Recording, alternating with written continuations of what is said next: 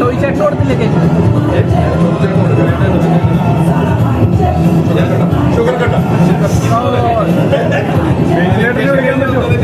ചെറിയൊരു discipline.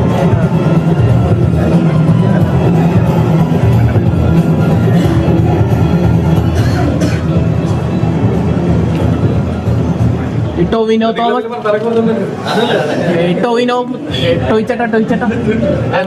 Tovino Thomas production ഇനി ബേസിലെ നായകനാക്കിട്ട് ഒരു പടം വേണ്ട ടോവിനോ അല്ല മെയിൻ പ്രൊഡ്യൂസർ ആയിട്ട്. അതല്ല ഇനി കൂടാ, ഇനി നിങ്ങൾ തമ്മിൽ ഒരു കോംബോ ആണ് ഉദ്ദേശിച്ചത്, രണ്ടുപേരും കൂടി.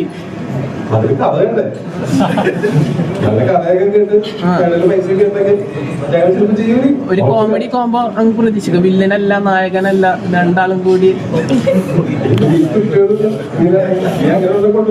ഞാൻ ഇത് ശരിയാവില്ല.